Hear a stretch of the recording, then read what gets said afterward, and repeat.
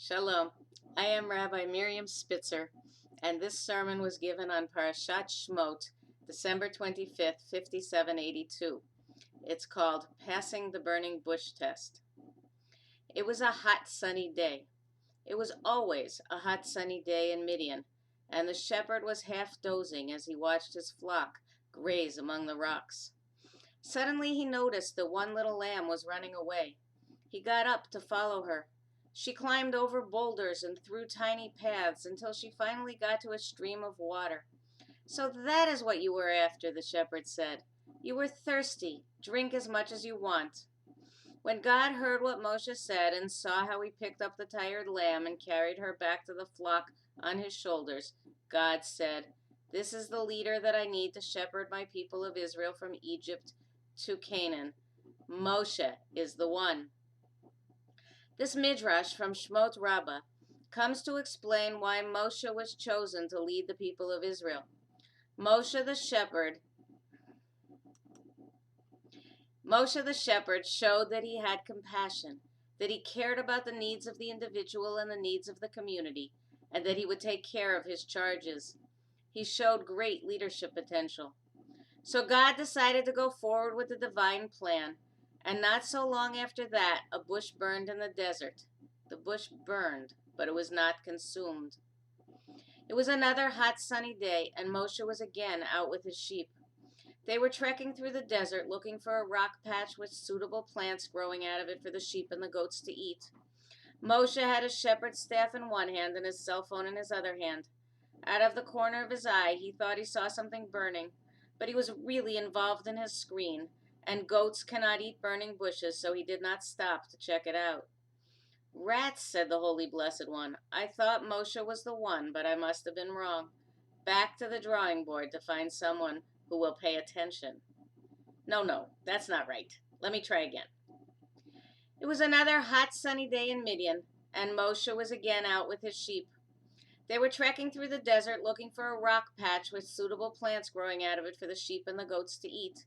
Suddenly, Moshe noticed something burning off the path, and he turned aside to see what was going on. He could not believe his eyes. A bush that small should burn up and be done. But this bush was burning and burning and burning. The folks at home would never believe him. How many times had they told him, "Pics, or it didn't happen"? Moshe pulled his cell phone out of his loincloth and started taking videos. He took it from this side and he took it from that side. "Moshe," the voice called from within the bush. "Moshe." But Moshe did not hear God's call. He was too busy taking pictures of this odd burning bush. "Rats," said the Holy Blessed One. "I thought Moshe was the one, but I must have been wrong. Back to the drawing board to find someone who will listen." That's not exactly how the Torah tells it either, is it? We read in Shemot, chapter 3, verses 1 through 5. "Now Moses, tending the flock of his father-in-law Jethro, the priest of Midian, drove the flock into the wilderness and came to Chorev, the mountain of God. An angel of the Lord appeared to him in a blazing fire out of a bush. He gazed, and there was a bush all aflame, yet the bush was not consumed. Moses said, 'I must turn aside to look at this marvelous sight. Why doesn't the bush burn up?' When the Lord saw that he had turned aside to look, God called to him out of the bush. 'Moshe, Moshe,' he answered, 'Hineni, here I am.' And God said, 'Do not come closer. Remove your sandals from your feet, for the place on which you stand is holy ground.'" How did Moshe know that the bush was not consumed? He had to have watched it for a little while. He had to have paid attention even to know that this was a phenomenon worth paying attention to. The Torah tells us that God waited to see if Moshe would notice and pay attention to the burning bush before God called to Moses from within the bush. Rabbi Larry Kushner explains it this way: "The burning bush was not a miracle, it was a test. God wanted to find out whether or not Moses could pay attention for more than a few minutes. When Moses did, then God spoke. The trick is to pay attention to what is going on around you long enough to behold the miracle without falling asleep, or, my gloss, without being distracted by our cell phones.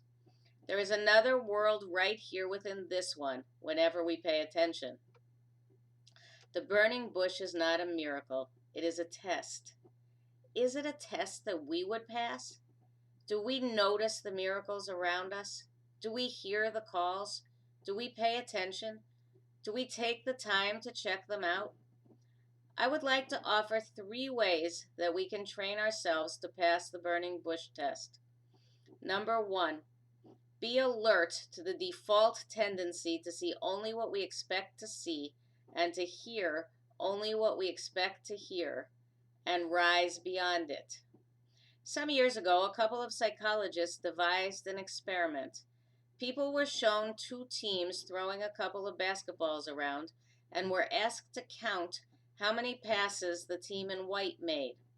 Studies show that about half the first-time test takers are able to count the passes correctly, but they entirely miss the gorilla that walks through the game and does a little dance in the middle.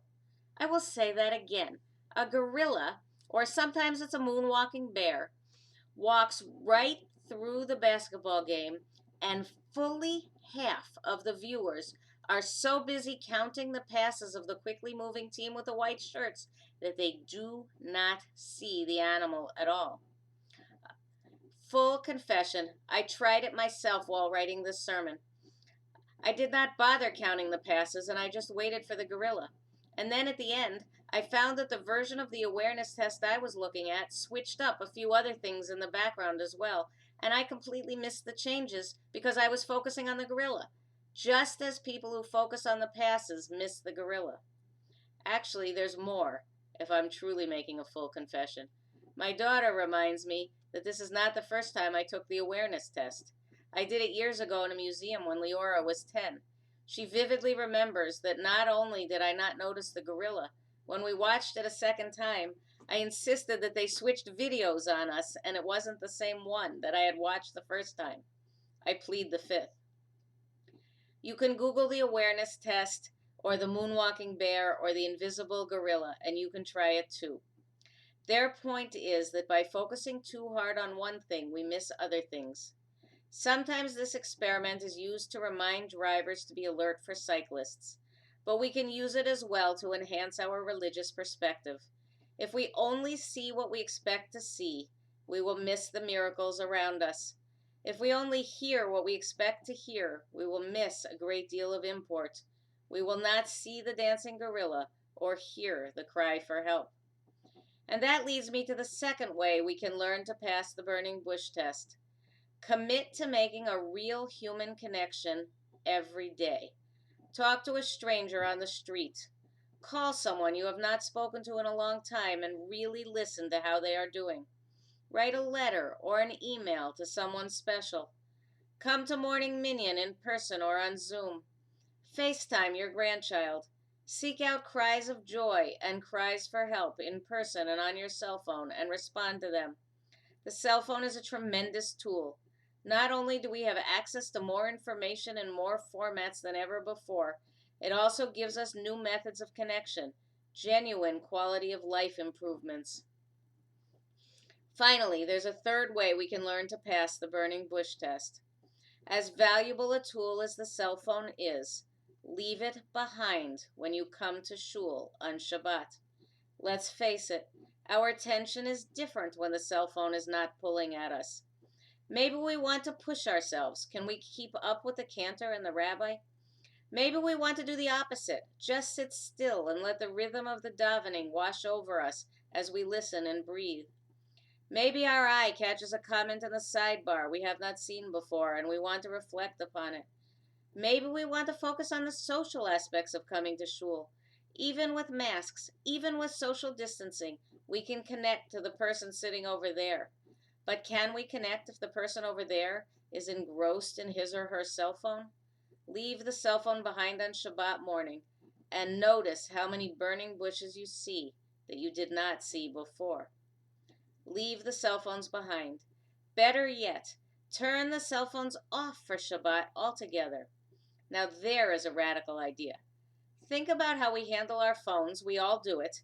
First we pick up our phones, then we decide what we want to look at. Or we miss what someone is saying to us because our attention is on the screen in our hands. Or we start reading an email and click this and click that, and an hour goes by before we realize it. The truth is, we should be careful about this all the time. But on Shabbat, we can do away with the whole issue. Shabbat can be different. Shabbat can and should be a day for personal interaction, for reading books and magazines, for singing, for learning Torah. Turn the cell phone off for Shabbat. But Rabbi, I can hear some of you protesting. What you say is all well and good before COVID, but I use my screen to join services. What about that? I submit to you that leaving the cell phones off for Shabbat is a worthwhile idea, even if you access services by live stream on your computer rather than coming in person. Accessing services by computer screen is very different from holding a cell phone to read articles or to watch YouTube videos or to take pictures. And if you use your cell phone to access services, then you are using it for that and not for any of those other things. We return to the Midrash from Shemot Rabbah. Moshe had a speech impediment. Guarding the sheep was a great job for him because he did not need to talk all that much. It was a hot sunny day, and Moshe was half dozing as he watched his flock graze among the rocks. Suddenly he noticed the one little lamb was running away. He got up to follow her until she finally got to a stream of water. He pulled his cell phone out of his loincloth and turned on his text-to-speech app. "So that is what you were after," Moshe typed, and the cell phone said out loud. "You were thirsty. Drink as much as you want." God saw how Moshe picked up the tired lamb and carried her back to the flock on his shoulders. God heard how Moshe used assistive technology tools to enhance communication and how he spoke to the lamb with compassion. And God said, "This is the leader that I need to shepherd my people of Israel from Egypt to Canaan. I will send my burning bush to Moshe so I can be sure." The burning bush was not a miracle. It was a test. Let us train ourselves so that we too can see and hear the burning bushes around us. Let us be aware of the natural tendency to see only what we expect to see and to hear only what we expect to hear. Let us be open to seeing new things and to hearing different things. Let us commit to making a real human connection every day, stopping to look and listen at least once a day, so that we do not miss cries for help or cries of joy, and so that we see what is around us. Some of those cries may even be on our cell phones. And finally, let us use cell phones as the tremendous tool they are when appropriate, and let us turn off our cell phones when appropriate. Cell phones should be left behind when we come into shul on Shabbat.